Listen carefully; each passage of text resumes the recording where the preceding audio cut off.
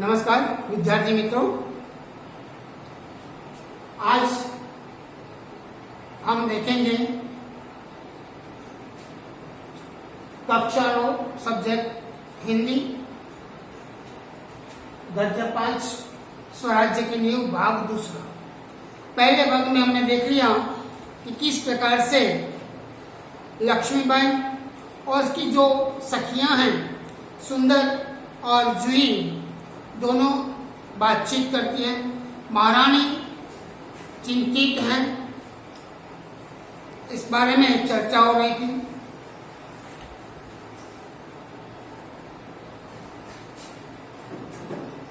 मुंदर कहते हैं कि सब विलासिता में कौन डूबे हुए हैं? वास्तव में विलासिता में डूबे हुए थे राव साहब तात्या, बांदा के नवाब और सेनापति तात्या। जूही इस बात का विरोध करते हुए कहती हैं कि मुंदर सेनापति तात्या विलासिता में डूबे हुए नहीं हैं, किंतु वे महाराजा का पक्ष लेकर जो महाराजा कहेंगे वही कार्य करेंगे। मुंदर कहते हैं कि हाँ, तू उनका ही पक्ष लेगी। इस बात का उत्तर देते हुए जूही कहते हैं कि जो मैं उनका पक्ष तो नहीं लेती, लेकिन जो तथ्य है, तथ्य मतलब हकीकत,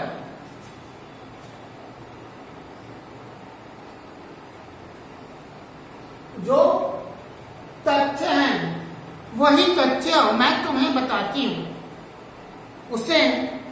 उसको छिपाया नहीं जाता, वास्तविकता को छुपाया नहीं जा सकता। इसलिए जो अपना स्वामी कहता है वही वे करते हैं। तो मुंदर कहता है कि हाँ, तात्या महाराज को अपना स्वामी मानते हैं और तू तात्या को अपना स्वामी मानते हैं। जूही ने कहा हाँ मानती हूँ, लेकिन इससे अधिक मैं महारानी को अपना स्वामी मानती हूँ और इससे भी बढ़कर अपने देश को अपना स्वामी मानती हूँ और अपने देश के लिए मैं सब कुछ ठुकरा सकती हूँ। मुंदर ने कहा जूही तो नाराज हो गई, मेरा यह मतलब नहीं था, मैं तो केवल इतना ही कहना चाहती थी कि जब तूने अपना स्वामी मान लिया तो उन्हें रोकती क्यों नहीं? मुंदर कहते हैं कि तू उसे अपना स्वामी मानती है तो तू उसे रोक सकती है, तू उसे रोकती क्यों नहीं? लक्ष्मीबाई कहती हैं हाँ, जूही ने उसे रोका है सुंदर। मैं जानती हूँ जब राव साहब तात्या के कहने पर इस नाचने के लिए बुलाने आए थे तो इसने उनको बुरी तरह धिक्कार दिया था। लक्ष्मीबाई ने जूही का पक्ष लेते हुए मुंदर को उत्तर दिया कि जूही ने रोकने का प्रयास तो किया था, लेकिन उन्होंने उनको भी धिक्कार दिया था। जूही ने कहा हाँ रानी, मैं स्वराज्य के लिए नाच सकती हूँ, बराबर नाचती रहूंगी, परंतु विलासिता में डूबने के लिए अपनी कला को किसी के गले के फांसी नहीं बना सकती हूँ। जूही कहती है मैं नाच सकती हूँ, लेकिन मैं उन लिए जो स्वराज्य के लिए अपने देश के लिए नाचूंगी, लेकिन विलासिता में जो भोग विलास में डूबे हुए ऐसे लोगों के लिए मैं नाचना पसंद नहीं करूंगी। मैं इसे ठोकर मार सकती हूँ। लक्ष्मीबाई ने कहा दिल का निश्वास लेकर, ठोकर ही तो नहीं मार सकती जूही। लक्ष्मीबाई कहते हैं मैं भी जानती हूँ, लेकिन मैं ठोकर नहीं मार सकती। यही दर्द मन को कचोट रहा है। ये जो दर्द है वो दर्द दिल को कचोटता है, दिल को दर्द पहुंचाता है। मन का चुकना, दिल में दर्द होना मुहावरा है। अगर ठोकर मार कर हम उनकी मदहोशी दूर कर सकते तो बात ही क्या थी। अगर ठोकर मारने से उनको उनकी मदहोशी दूर हो जाती तो बात और क्या हो सकती। जूही ने कहा भाई साहब मैं औरों को बात नहीं जानती, मुझे आज्ञा दीजिए, मैं ठोकर मारने को तैयार हूँ। जूही ने कहा और लोग ठुकराएंगे या ठोकर मारेंगे नहीं मारेंगे, लेकिन मैं मार सकती हूँ, आप मुझे आज्ञा दीजिए। मुंदर ने कहा और मैं भी तैयार हूं भाई साहब, चलो अब हम चलकर उनकी नींद हराम करते हैं। नींद हराम करना, मतलब उनको सही जगह पे ला देना, उनको परेशान जो कर रहे हैं उनको सारी बातों को समझा देना। यही बात उसे समझाने के लिए कहता है नींद हराम करना मुहावरा है। तो गहरी चिंता में डाल देना। अब तो दुश्मन की ठोकर ही उनको उस नींद से जगा सकती है। दुश्मन की ठोकर लगेगी, ये लोग तब तक जागरूक नहीं होंगे जब तक दुश्मन की उनको ठोकर नहीं लगेगी, जब तक वो खुद चिंतित नहीं होंगे तब तक वो लोग अपनी उस नींद से जाग नहीं पाएंगे, ताकि दुश्मन ही उनको नींद से जगाएंगे। जब उनकी ठोकर लगेगी तो खुद ब खुद जाग जाएंगे।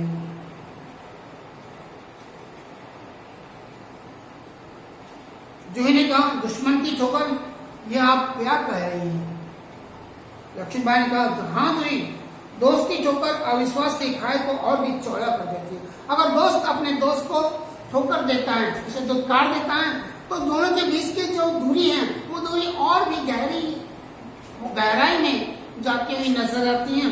क्या तुम नहीं जानती कि एक दूसरे को किस दृष्टि से देखते हैं? हम लोग किस दृष्टि से एक दूसरे को देखते हैं?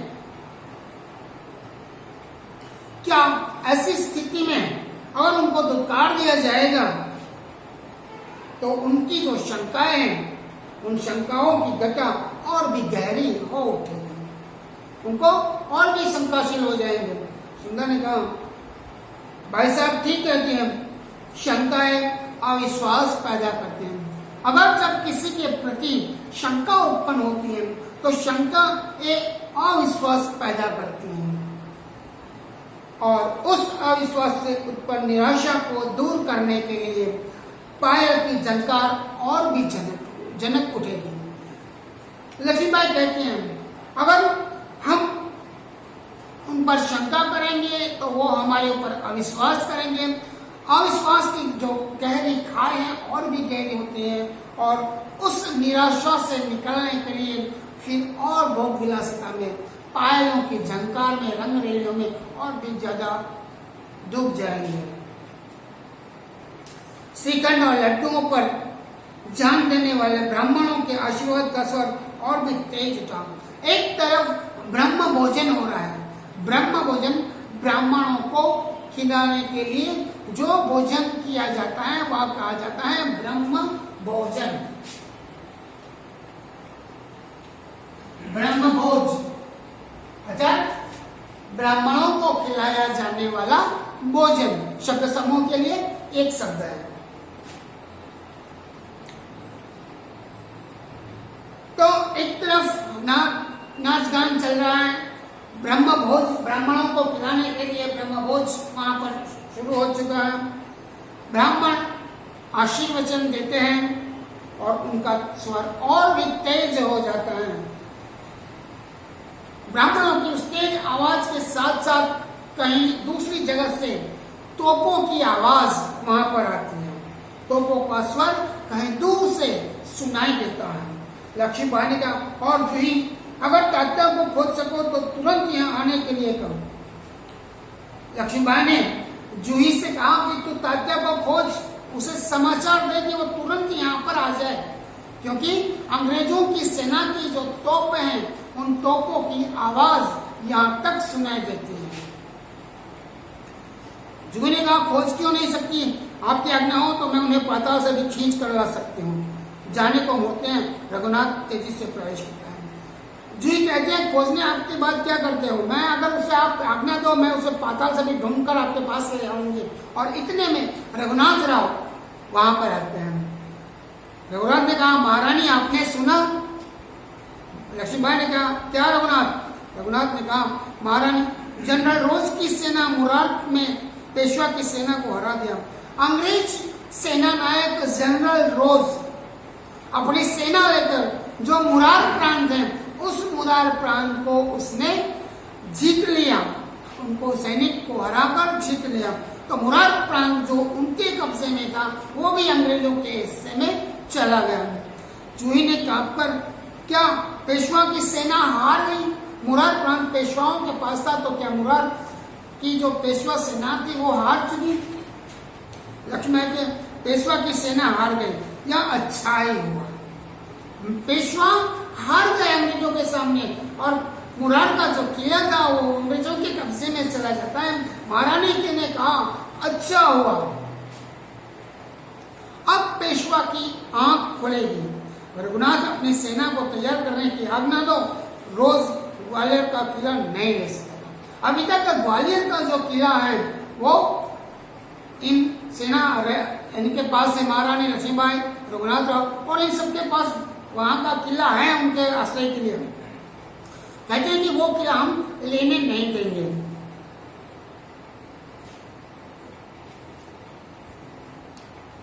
जाओ सेना तैयार करो। रघुनाथ ने मैं जानता हूं वह कभी नहीं ले सकेगा, मैं अभी सेना को कुछ करने के लिए तैयार करता हूं। और तुरंत सेना को तैयार होने का आदेश दिया कि सेना को तैयार कर दो अंग्रेजों से युद्ध के लिए, केवल मैं आपको सूचना देने के लिए आया था। रघुनाथ ने कहा कि अब सेना को मैं तैयार कर देता हूं, आपको सिर्फ सेना तैयार है, आपको सूचना देने के लिए आया हूं। लक्ष्मीबाई ने कहा और जूही तुम भी जाओ, लेकिन ठहरो, शायद सेनापति तात्या इधर आए। जूही को कहते हैं, लेकिन इतने में तात्या वहां पर आता हुआ दिखाई देता है। जूही ने बाहर से, जी हाँ ये तो सरदार तात्या ही है, सरदार तात्या का प्रवेश। वहां पर सरदार तात्या वहां पर आते हैं। लक्ष्मीबाई ने कहिए सरदार तात्या, आज आप इधर कैसे बोले पड़े? महारानी ने तात्या जो सेनापति है उसे सरदार का संबोधन करके उसे बुलाया कि कहिए सरदार तात्या आप यहाँ कैसे आए? तात्या ने कहा भाई साहब मैं किसी के लिए सरदार हो सकता हूँ पर आपके लिए तो सेवक। यहाँ पर सेनापति तात्या जो है वो कहते हैं कि मैं औरों के लिए सरदार हो सकता हूँ, लेकिन आप तो महारानी हैं, इसलिए आप मुझे सरदार कहकर मुझे लज्जित न करें, मुझे शर्मिंदा न करें।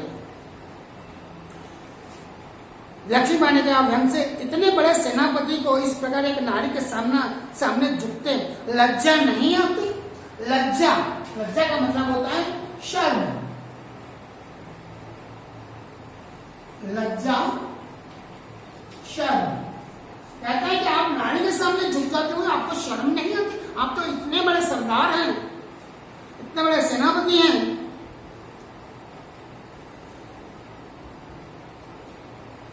खैर छोड़ो इस बात को, यह तुम्हारी विनम्रता है, लेकिन यह तोपों की आवाज कैसे आ रही है? कौन सा उत्सव मनाया जा रहा है? शायद चटकारों में जागीर बांटना भी खत्म नहीं। एक कौन सा उत्सव हो रहा है जो इतनी तोपों की आवाज आ रही है? महारानी लक्ष्मीबाई तात्या को व्यंग में ये सब कहती हैं, वास्तव में वो तोप अंग्रेजों की सेना की तोपों की आवाज थी। लक्ष्मीबाई ने कहा शायद ब्रह्मभोज के उपलक्ष्य में। तात्या ने कहा भाई साहब हमें आपको लज्जित करने का पूरा अधिकार है, इसी योग्य हैं हम, लेकिन जो कुछ हो रहा है वह आप जानते हैं, आप मुझे लज्जित कर सकती हैं। तात्या कहता है लेकिन जो हो रहा है उसका कारण क्या है ये भी आप जानते हैं। लक्ष्मीबाई ने कहा शायद ब्रह्मभोज के उपलक्ष्य में तोप चले, ये जो ब्रह्मभोज हो रहा है उसके उपलक्ष्य में ये तोपों की आवाज आ रही है। श्रीखंड और लड्डुओं के लिए घी शक्कर कम तो नहीं पड़ गए? तात्या को महारानी व्यंग में कहती है कि आपको घी और शक्कर वो लड्डुओं के लिए चाहिए, वो कम तो नहीं हुआ है? जूही ने कहा सरकार इस बार इनको माफ कर दे। जूही तात्या का पक्ष लेती हैं क्योंकि वो उससे प्रेम करती हैं, तो कहती हैं कि आप इसे इतना लज्जित न करिए, आप इसे इस बार छोड़ दीजिए। तात्या ने व्यग्र होकर भाई साहब आप यूं कब तक हमें फटकारेंगे? तात्या कहते हैं कि महारानी को कि आप कब तक मुझे इस प्रकार से डांट देती रहेगी, फटकारती रहेगी? मुंडा ने कहा सरकार सेना तैयार है। लक्ष्मीबाई ने कहा तो मैं भी तैयार हूँ। तात्या तुमसे मुझे ये बहुत आशाएं थी, तुम्हारे रहते सब क्या होगा? लक्ष्मीबाई सेनापति तात्या से कहते हैं कि तुम्हारे रहते मुझे बहुत सी उम्मीद थी कि अंग्रेज का लश्कर इस प्रकार से यहाँ तक नहीं पहुंच पाएगा। लक्ष्मीबाई के कहते हैं ये सब क्या हो गया? जूही ने कहा सरकार ये स्वामी भक्त है। जूही कहते हैं कि तात्या स्वामी भक्त हैं, वो अपने स्वामी जैसा कहते हैं वैसा करते हैं। लक्ष्मीबाई ने कहा लेकिन आज हम हमें देशभक्तों की आवश्यकता है। अब भी कुछ नहीं बिगड़ा, अब भी बहुत कुछ किया जा सकता है। तात्या ने कहा इसलिए आया हूँ भाई साहब, आप जो कहेंगी वही करूंगा, जो योजना बनाए उसी पर चलूंगा। लक्ष्मीबाई ने कहा तो जाओ तलवार संभालो, नुपुरों की झंकार के स्थान पर तोपों का गर्जन होगा। नुपुर पायलों की झंकार जो बज रही है, उस पायलों की झंकार को छोड़ दो और हाथ में हथियार पकड़ लो, भूल जाओ राग रंग, याद रखो हमें स्वराज्य लेना है, हमें रणभूमि में मौत से लड़ना है, जूझना है। तात्या ने कहा महारानी आपकी जय हो, युद्ध के लिए तो मैं तैयार होकर ही आया हूँ। लक्ष्मीबाई ने कहा जानती हूँ सेनापति, इस बार यह याद रखना कि यदि दुर्भाग्य से विजय न मिल सके तो तुम्हें सेना और सामग्री दोनों को दुश्मन के घेरे से निकालकर ले जाना होगा। तात्या ने कहा ऐसा ही होगा। तात्या ने कहा मेरा मन कहता है कि यह मेरे जीवन का अंतिम युद्ध है। महारानी लक्ष्मीबाई कहती है तात्या से कि ये मेरे जीवन का अंतिम युद्ध है, ऐसा मुझे लग रहा है। जीत हो या हार मुझे किसी बात की चिंता नहीं है। लक्ष्मीबाई कहते हैं जीत हो या हार मुझे किसी बात की चिंता नहीं है, ये जो युद्ध है वो मेरे जीवन का अंतिम युद्ध है।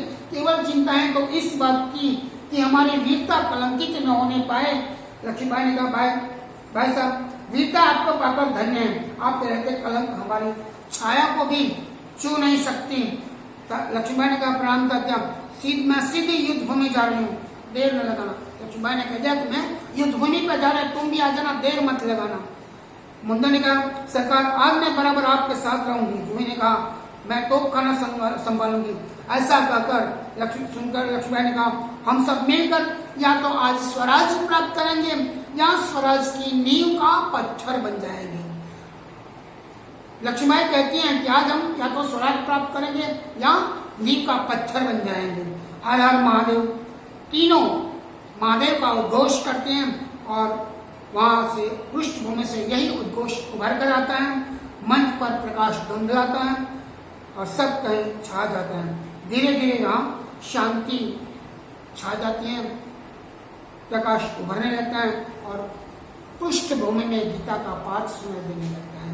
दोस्तों यहाँ पर ये प्रकरण पूर्ण होता है। आप लोग स्वाध्याय लिख लीजिए।